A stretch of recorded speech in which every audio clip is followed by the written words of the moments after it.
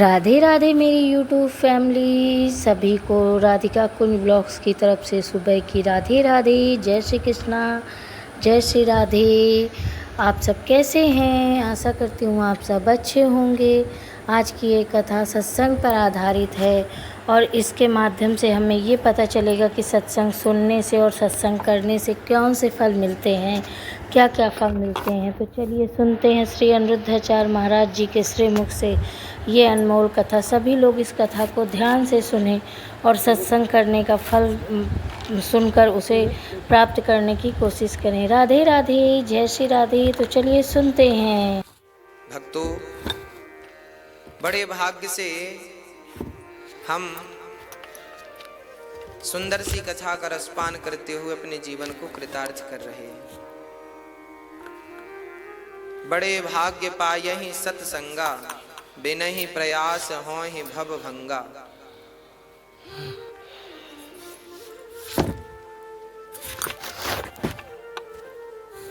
कभी कभी भगवान की कृपा अचानक हो जाती है, बिना किसी हेतु के, बिना किसी कारण के। अच्छा, भगवान की कृपा हम पर हुई, इसका क्या सबूत है? बोले भगवान की कृपा हम पर हुई, इसका सबूत यही है कि भगवान की कथा हमें प्राप्त हो रही है। यही ईश्वर की कृपा का प्रमाण है, क्योंकि बिना कृपा के भगवान की कथा संभव नहीं है। रामचरितमानस में गोस्वामी जी लिखते हैं, बिनु सत्संग विवेक न होई, राम कृपा बिनु सुलभ न सोई। बिना सत्संग के विवेक नहीं होता, और विवेक कब जागता है? जब राम की कृपा होती है। सत्संग बिना ईश्वर की कृपा के, बिना भगवत कृपा के संभव नहीं है। आप कोई लाख बार कहे कि सत्संग हमें यूं ही मिल गया, मान्य नहीं होगा। भगवान की कथा तब ही प्राप्त होती है जब भगवान की विशेष कृपा होती है, नहीं तो सत्संग मिलना बड़ा मुश्किल है। सत्संग का फल क्या है? सत्संग का पुण्य क्या है? ये रामचरितमानस में गोस्वामी जी लिखते हैं कि तात स्वर्ग अपवर्ग सुख, धरिय तुलायक अंग, तूल न ताहि सकल मिली, जो सुख लव सत्संग। एक पलड़े पर आप तमाम स्वर्ग के संपदाओं को, सुखों को रख दीजिए, और दूसरे पलड़े पर एक घड़ी के सत्संग को, एक घड़ी मतलब 24 मिनट की एक घड़ी होती है। 24 एक घड़ी आधी घड़ी, आधे के पुनियाद तुलसी चर्चा राम की, हरहि कोटि अपराध। एक घड़ी 24 मिनट, आधी घड़ी 12 मिनट, 12 मिनट, आधे की बुनियाद मतलब 12 के आधे 6 मिनट का सत्संग आपने यदि किया तो 6 मिनट के सत्संग से जो पुण्य आपको प्राप्त होगा, उस पुण्य को आप एक पलड़े पर रख दोगे तो स्वर्ग का सारा सुख भी उस 6 मिनट के पुण्य के सामने फीका पड़ जाएगा। ये गोस्वामी जी के कहने का तात्पर्य है। 6 मिनट के सत्संग का पुण्य आप लोग नहीं जानते कि कितना बड़ा है। आपको जरूर आपके किसी जन्म के पुण्य जाग गए हैं, भगवत कृपा हो गई कि सत्संग प्राप्त हो गया। इसी की व्याख्या में गोस्वामी जी ने भागवत की कथा सुनी। सुखदेव भगवान ने राजा परीक्षित को भागवत सुनाई। तो भागवत में एक प्रसंग है, अभी मैं आपको सुनाऊंगा कि एक बार शुकताल में राजा परीक्षित को भागवत सुखदेव भगवान सुना रहे थे। तभी इंद्र ने बृहस्पति जी से पूछा अपने गुरुदेव से कि गुरुदेव ये बताइए, ये क्या चल रहा है मृत्यु लोक में, क्या चल रहा है ये? तो उन्होंने कहा कि ये भागवत चल रही है। भागवत चल रही है? हाँ। इंद्र बोले ये भागवत क्या होती है? तब बृहस्पति जी ने कहा, इंद्र यदि कोई भागवत श्रवण कर ले तो उसकी 21 पीढ़ियां तर जाती हैं, स्वर्ग से भी श्रेष्ठ उसे भगवान का वैकुंठ धाम प्राप्त हो जाता है, गोलोक धाम भी प्राप्त हो जाता है भागवत से। इंद्र बोले, राम राम, ये तो बड़े फायदे का सब्जेक्ट है। अच्छा, इंद्र को तो लालच बहुत रहती है कि हमें स्वर्ग से भी अच्छा क्या मिल जाए। तो इंद्र ने कहा, ठीक है गुरुदेव, हम सुखदेव जी को लालच देते हैं, वो हमें यदि ये भागवत सुना देंगे तो हम उन्हें अमृत का कलश दे देंगे। क्योंकि राजा इंद्र को पता चल गया कि भागवत सुनने वाले को वैकुंठ मिलता है, और वैकुंठ तो हाँ किससे ज्यादा है भाई। देखो क्या होता है, जैसे राज्य सरकार होती है ना, फिर होती है केंद्र सरकार। तो राज्य सरकार से ज्यादा महत्व किसका होता है? केंद्र सरकार का। तो इंद्र जो है वो राज्य सरकार है, और जो गोलोक धाम है, वैकुंठ है, ये केंद्र सरकार है, परमात्मा की सरकार है वहां पर। तो इंद्र भी सम्मिलित होना चाहते हैं कि भाई हम भी केंद्र में चले जाएं। भाई राज्य का मंत्री जो होता है ना, वो केंद्र में जाना चाहता है। हर राज्य के मंत्री की यही अभिलाषा है कि वो एक बार सांसद भवन में जावे और वहां पर अपना नाम दर्ज कराए। हर राज्य मंत्री की अभिलाषा है कि वो केंद्र में जावे, एक बार केंद्र का मंत्री बन जाए। उसी प्रकार इंद्र जो हैं वो राज्य के मंत्री हैं। राज्य एक छोटा सा राज्य है, जैसे दिल्ली एक छोटा सा राज्य है।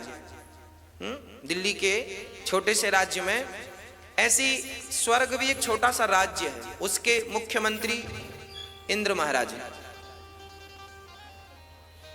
इंद्र वहां के मुख्यमंत्री। तो इंद्र ने क्या सोचा कि हम ऐसा करें कि हम भागवत सुन लें तो फिर स्वर्ग तो हमारा रहेगा। उनको ये लगा कि शायद वैकुंठ भी हमारा हो जाए भागवत के चक्कर में। तो बड़ा अच्छा विचार किया इंद्र ने, और अमृत भर के, अच्छा अमृत तो इंद्र के पास था ही, थोड़ा सा पानी वानी मिला लिया, कलश भर लिया और भर के चले सुखदेव जी को। सुखम नत्वा वदन सर्वे स्वकार्य कुशला सुरा। अपना कार्य करने में जो कुशल हैं देवता। अच्छा, देवता इंद्र जो है ना, अपने काम को करने में बड़े कुशल हैं, बड़े चतुर व्यक्ति हैं, अपना काम बना लेते हैं कैसे भी करके। अब चले, सुखदेव जी को नमस्कार किया। सुखदेव जी नमस्कार, नमो नारायण, जय श्रीमन नारायण। सुखदेव जी बोले, इंद्र राम राम जी, बैठो बैठो। कैसे आगमन हुआ? प्रभु जी सुने आपने कथा सुनानी शुरू की, हम चले आए। अच्छा, सुखदेव भगवान बोले, तो देखो परीक्षित बैठे हैं मुख्य यजमान बन के, ये सभी संत लोग बैठे, आप भी कहीं जगह मिल जाए तो बालू में बैठ जाओ, क्योंकि वहां बोरा फट्टी बिछाने को बिछा तो थी नहीं, सबको बालू में बैठना, बैठ जाओ। इंद्र को लगा राम राम। अच्छा, इंद्र को क्या, जो बड़े पद पे चला जाता है ना, वो सब बराबर में सबके साथ बैठने में हिचकिचाता है। इंद्र को लगा मैं तो इंद्र का राजा हूँ, इन सब के बराबर में कैसे बैठूं। तो उन्होंने कहा, गुरुदेव हमें कथा सुना दो, किसी को मत सुनाओ, इसके बदले दक्षिणा में जो चाहिए दूंगा। ये अमृत लाया हूँ, स्वर्ग से अमृत लेकर आया हूँ। इंद्र बोले, अमृत ले लो। तब सुखदेव जी ने कहा, वाह इंद्र। देखो सुखदेव जी बड़े मुस्कुराए, प्रसन्न भये, और इंद्र की तरफ देख करके सुखदेव भगवान ने कहा, वाह इंद्र, हमने तो सुना था तुम चतुर हो, पर आज तो हमने देख लिया तुम महाचतुर हो। कैसे? बोले, देखो आप यहाँ आए हो और ये अमृत लेकर आए हो। अरे भाई, अदला बदली एवं विनिमय जाते सुधा राज्ञा प्रपीयताम। अदला बदली भी वहां होती है जहां वस्तु एक सी होती है, एक सी कीमत की, है ना। अब आपके पास है हीरा और हमारे पास है कांच का टुकड़ा, तो हम आपसे कहें साहब अपना हीरा हमें दे दो, कांच का टुकड़ा हमसे ले लो। तो क्या ऐसी अदला बदली होती है क्या? अब किसी के पास अल्टो है गाड़ी और किसी के पास BMW है, तो कहे भाई अल्टा पल्टी कर लो, तो हमारी तुम ले लो, तुम्हारी तो कैसे भाई, बराबर की होती तो ले भी लेते। अदला बदली बराबर की। एवं विनिमय जाते सुधाराज्ञा प्रपीयताम। क्या करें बराबर की। क्वा सुधा क्व कथा लोके क्व कांचः क्व मणिर्महान् ब्रह्मरातो विचार्यैवं तदा देवांजहास हा हा हा। सुखदेव भगवान को हंसी आ गई, हा हा हा। हंस पड़े सुखदेव भगवान। क्यों? सुखदेव जी को हंसी आ गई इंद्र की मूर्खता पर। कितना मूर्ख व्यक्ति, इस कौन बना दिया इंद्र का राजा? देव इंद्र स्वर्ग का राजा किसने बना दिया इसे? बड़ा मूर्ख व्यक्ति है। अच्छा क्यों मूर्ख है इंद्र? इंद्र तो बड़े विद्वान हैं। बोले ये मूर्ख इसलिए है क्योंकि भागवत के बदले ये तुच्छ सा अमृत देना चाहता है। अरे स्वर्ग के अमृत की भी कोई वैल्यू नहीं है। स्वर्ग का अमृत फीका है इसके सामने। सुखदेव जी ने कहा इंद्र यदि प्रेमी बनकर आते तो मैं आपको कथा सुना देता, पर आप तो सौदागर बन के आ गए। और सुनो अब आप यहां से जाओ, आप इस कथा के अधिकारी ही नहीं हैं। इंद्र को बड़ा बुरा लगा, राम राम सारी समाज में मेरा अपमान कर दिया, मेरी तो बड़ी इमेज है, मैं तो बड़ा पावरफुल व्यक्ति हूं, पर यहां तो मेरी बिल्कुल बेइज्जती हो गई। इंद्र को बड़ा बुरा लगा। अब क्या करें क्या करें, माथा पीटने लगे, चले गए इंद्र। कहने का तात्पर्य यह है कि सुखदेव जी ने ये भागवत की कथा इंद्र को इसलिए नहीं सुनाई क्योंकि इंद्र इसके अधिकारी नहीं है, क्योंकि इंद्र योगी नहीं है। स्वर्ग में रहने वाला व्यक्ति क्या करता है? सुरा और सुंदरी, वहां तो आराम से सुरा पियो, और सुंदरियां हैं, अप्सराएं हैं, उनके संग रमण करो। तो जो भोगों में मन लगाए बैठे हैं, इंद्र का मन कोई अच्छा थोड़ी है। इंद्र का मन अच्छा होता तो ये इंद्र अहिल्या के पास क्यों आते? स्वर्ग के राजा भी मृत्यु लोक की स्त्री पर मोहित हो गए और अहिल्या के पास आ गए कि ये महिला बड़ी सुंदर है। अब देखो जो स्वर्ग का राजा महिलाओं पर लट्टू हो जाए, ये लट्टू लोग, स्त्री लंपट लोग थोड़ी इस कथा के अधिकारी हैं।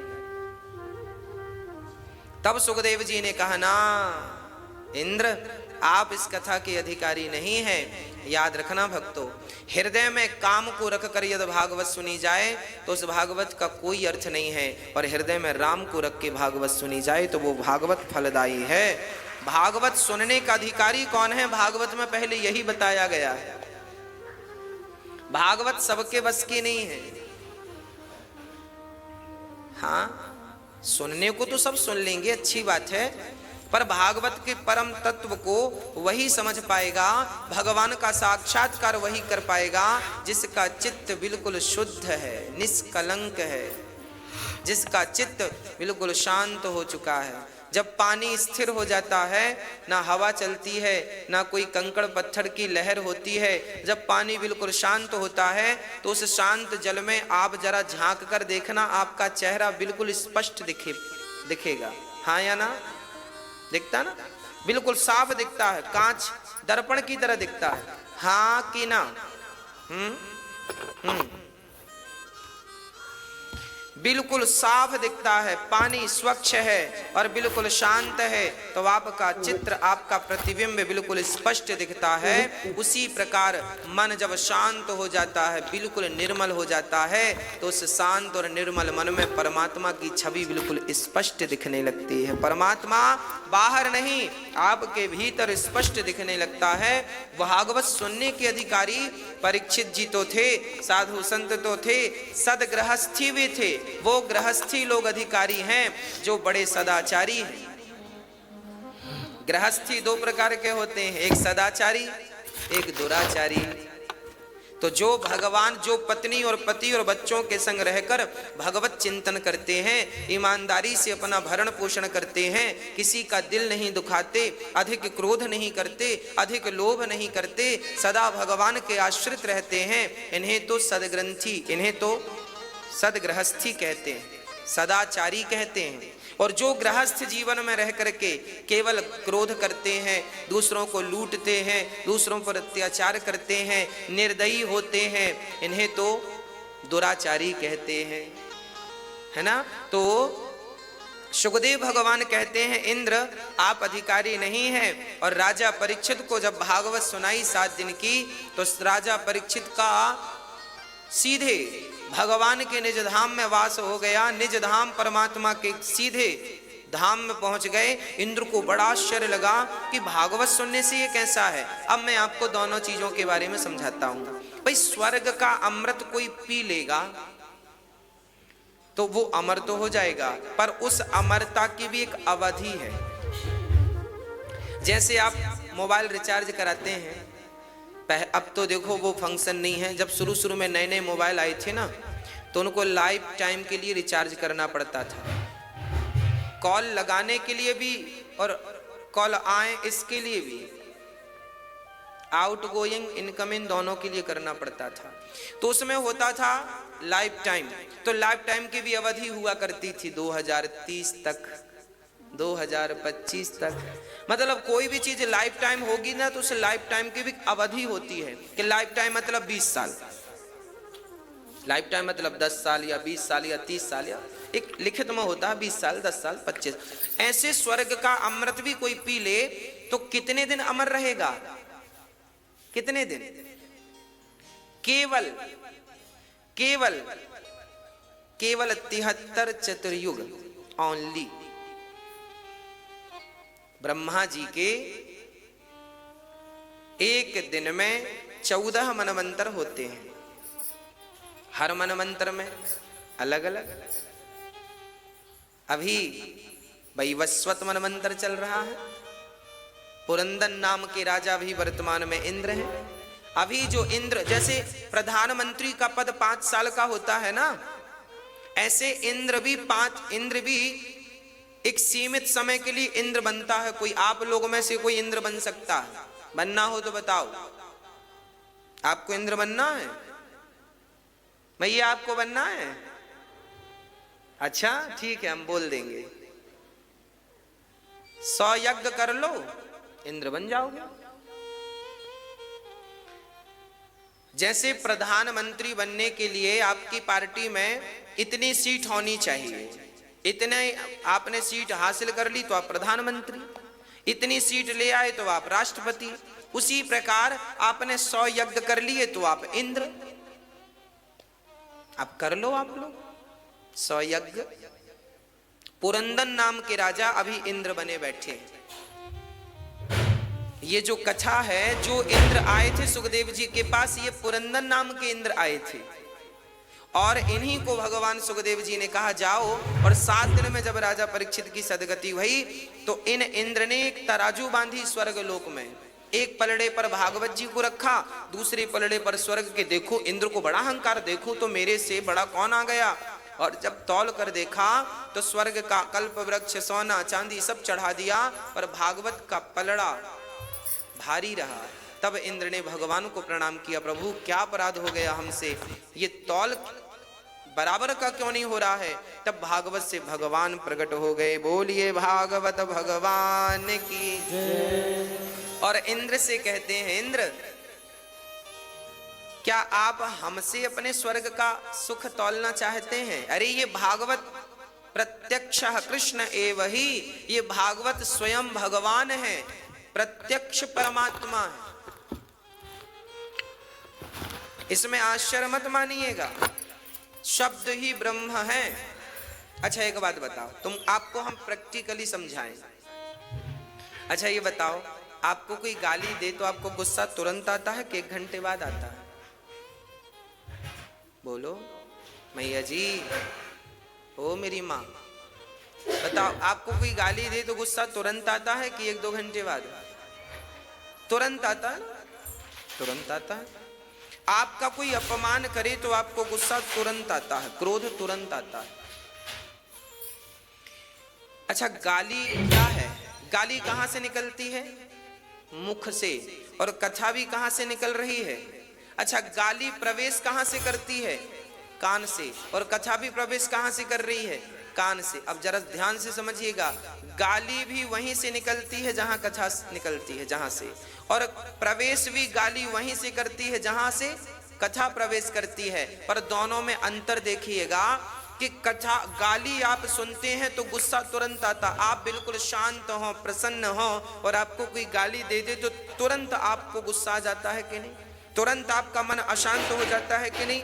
गाली मन को तुरंत अशांत कर देती है। यदि गाली का शब्द इतना प्रभावशाली है कि वो आपके स्थिर मन को अशांत कर सकता है, तो सोचो कथा कितनी शक्तिशाली है कि कथा मन को तुरंत शांत कर देती है। यदि गाली प्रभावशाली है तो कथा कितनी प्रभावशाली होगी, आप इमेजिन करके देख लीजिएगा, है ना। गाली बड़ी प्रभावशाली होती है, वो भी शब्द है। कथा भी प्रभावशाली होती है, ये भी शब्द है। अब कोई कहे भागवत सुनने से क्या होता है, भाई साहब वही होता है जो गाली सुनने से होता है। फर्क इतना है कि गाली मन को अशांत करती है और कथा मन को शांत कर देती है। फर्क तुरंत पड़ता है, बदलाव तुरंत होता है। कई लोग हमें मिले जो बोले महाराज जी हम मरने वाले थे पर कथा ने हमें मरने से रोक लिया। हम डिप्रेशन में जाने वाले थे या चले गए थे पर कथा ने हमें उबार लिया। डॉक्टरों की दवाई लाखों की खाई पर वो आनंद नहीं आया जो आनंद इस कथा में प्राप्त हो गया। कथा मात्रैक जीवनम, जिसका जीवन कथा हो गया है उसका तो जीवन आनंदमय हो गया। तो गोस्वामी तुलसीदास जी ने इस कथा को पूरा सुना। सुखदेव और इंद्र का प्रसंग और इसके बदले एक चौपाई लिख दे। क्या लिख दे? तात स्वर्ग अपवर्ग सुख धैर्य तुलायक अंग, तूल न ताहि सकल मिले जो सुख लव सत्संग। इसलिए कहते हैं सत्संग रोज किया करो, ज्यादा ना सही थोड़ा ही सही, पर सत्संग रोज करना चाहिए।